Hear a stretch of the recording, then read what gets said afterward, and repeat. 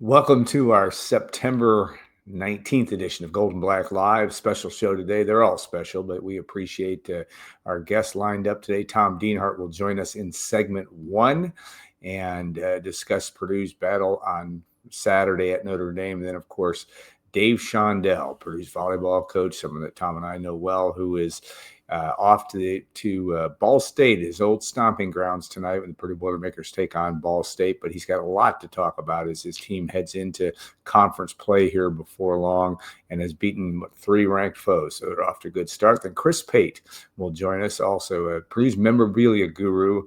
You know, you talk about Orlando Ayton and Tom Schott and Chris Pate, quite the triumvirate of Purdue sports memorabilia. We'll have an interesting conversation about Purdue Notre Dame, what his collection's like, which is pretty amazing as well. So we want to thank our sponsors, Triple X, On the Hill but on the Level, a Purdue tradition since 1929, and of course Trent Johnson at trentismyagent.com. Trent will be working a high school football game tonight. I'm not sure where, but he and his staff, Dave Mecklenburg and others, will be doing yeoman's work. So we'll bring in Tom Dienhart. And Tom, Purdue Notre Dame, you can talk about it till you're blue in the face. It's always a challenge for Purdue when they go up to South Bend. And when you look at it over the last 51 years, you've only gotten 2 wins, and one of those was 51 years ago. It's going to be a big, tough battle for Purdue tomorrow in South Bend. Yeah, a lot of opportunity, Alan, and like you said, wins have been very few and far between. Purdue's come so close a few times, right? We talked about 1998 and 2000, those games up there with Drew Brees. Didn't get it done, but yeah, 2004, of course, for Boilermaker fans, they remember the Taylor Stubblefield game, and just great opportunity for Purdue. There always is, Alan. As a Purdue historian, this is where Purdue forged its reputation as Boilermakers. And you said 1950, Dale Samuels, 1954, Len Dawson. Some big wins that echoed across the country. This win, if Purdue wins Saturday, it certainly will echo across the country. More so for Notre Dame, of course, right? I mean, they would be 0-3, Alan, and probably out of the college football playoff hunt. So they got a lot of pressure. They got some disarray right now on defense. And Purdue coming off, I know, a loss, but they have to feel pretty good about themselves. Even having said that, as they head about 110 miles north of here to South Bend. Yeah, when you look at this from a Friday view, it is back to how you measure success for Purdue. And it doesn't mean that the Boilermakers can't pull the big upset, but you measured success in some fashion with USC last week in that 33-17 loss. How do you measure success Saturday afternoon at Notre Dame, in your view? What will make it a good experience for Purdue, at least one that takes a step forward? As about a 4-touchdown underdog, I think if they can cover, right, I think that would be success. They covered last week, of course, 33-17. I think they're about a 20.5-point underdog last week. So yeah, if they cover Saturday, if they make Notre Dame sweat, if they can, the deeper you can push this game and keep it a game, the better, right? I mean, I'm obviously coming off last year's debacle, not far from where I talked to you, Alan, 66-7. Anything's better than that. So Yeah. I think we'll get that. We know this is a team that's I think better coached. We can agree with that. They play smart football. They play disciplined football. They typically don't beat themselves. Very few penalties as well. So I think they'll be buttoned up here. And I Barry Odom's going to have them ready. We all know there's a talent deficiency. We know Notre Dame's got the talent edge. It always has the talent edge, Alan, from here until eternity. And we're long in the ground, Alan. Yeah. Notre Dame's going to have a talent. Yeah, absolutely. As we know, the more talented team doesn't always win. Coaching matters, especially in college football, I think. So, again, like I said, if they can keep it close, get this thing in the second half, make Notre Dame sweat and cover, I think Purdue has to feel good about itself. If they do leave 2-2, they'll have a bye next week, reset, and then of course here comes an October that's just filled with a lot of great opportunities for Purdue. Yeah, and that's probably the best thing. The best word to use in all of this, Tom, is the opportunity. Purdue has to look at it that, whether not necessarily look at the scoreboard, figure out ways to improve, figure out ways to get better, and I think that is probably the greatest understatement of the year. Now, Notre Dame is an interesting study. Of course, Marcus Freeman was a former linebackers coach at Purdue under Darrell Hazel, Ohio State linebacker and defensive coordinator at Notre Dame before he got the job. with the Fighting Irish. Yes, he's a young coach that is certainly high on the food chain based on when the Irish got to the final, the national championship game last year. But this is a game that Notre Dame, they've only lost, 2 games by a total of 4 points. It's not like, but their schedule's funny, and it's not our job to solve Notre Dame's or really analyze too much of Notre Dame's problem. But that college football playoff discussion is really out there because Notre Dame's schedule, if you look at it, they're probably a favorite in every one of their games down the stretch, and that chance to go 10-2, and all of a sudden style points start to become important. Do you think that's any factor tomorrow of what Notre Dame's going to bring to the table? I think so. There's no doubt, Alan. There's a committee that picks these at-large teams, and it's like figure skating.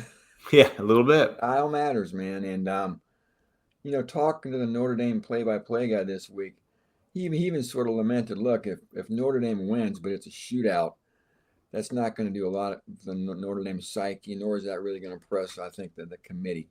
If they have to trade touchdowns with Purdue and like they did last week with Texas A&M. So yeah, I think style points matter. They want to sit on Purdue as hard as they can, Alan.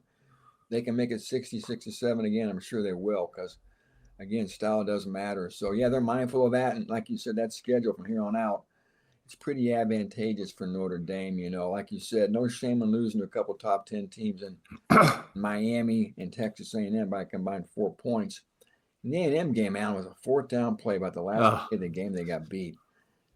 So yeah, they're looking to get right and get their ship righted here and knock Purdue out emphatically, and then of course march through the Boston Colleges, the Stanfords, the USCs. I think Boise State. They go to Arkansas next, and just continue their parade to a 10-2 finish if they can. At Notre Dame, we being Purdue observers saw what Notre Dame's run game was on about the second play of the game last year. Now, last year you got to throw the game out the window, but Notre Dame's got a terrific running attack, a young quarterback. Talk a little bit about the Irish personnel and some of the people to watch for tomorrow. They really like C.J. Carr, their second-year quarterback, Lloyd Carr's grandson. Yeah, isn't that crazy?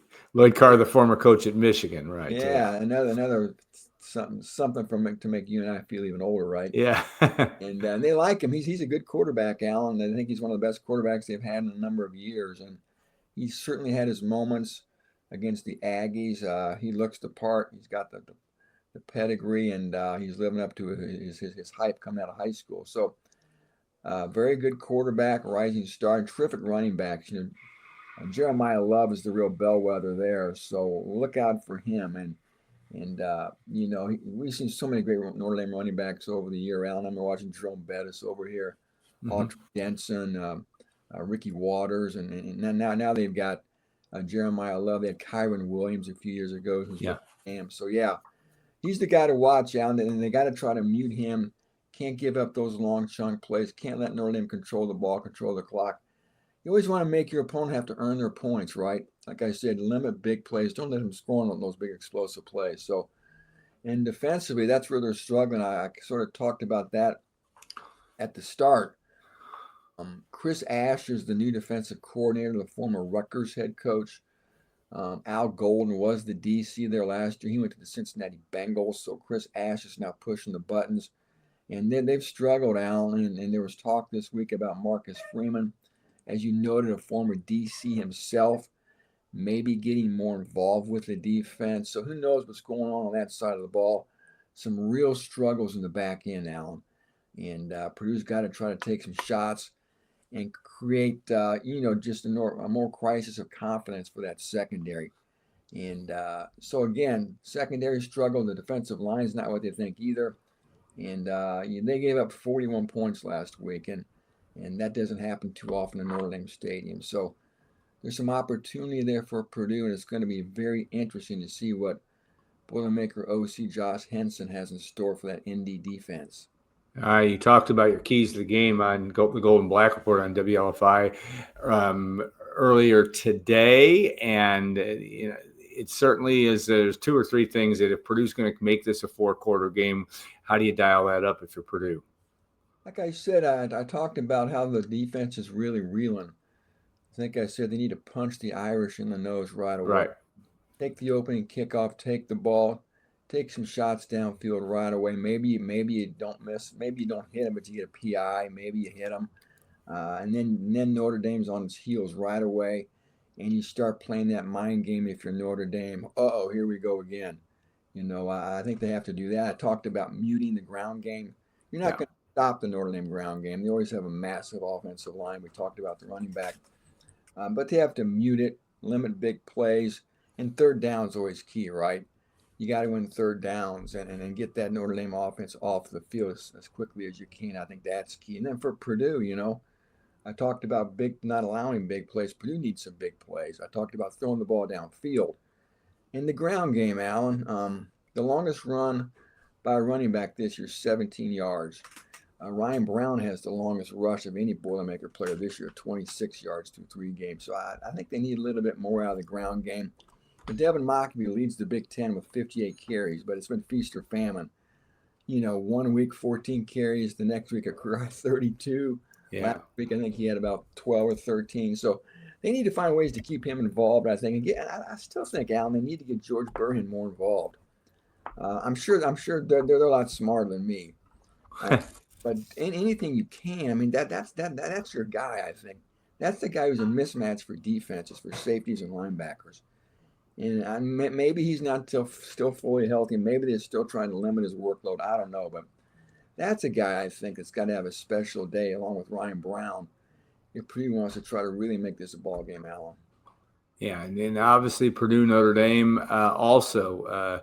We talked about the long history and the fact that Purdue is set to they'll have Notre Dame at home next year. They'll go to Notre Dame in 27, have them home again in 28, and then they'll be off the schedule for the foreseeable future.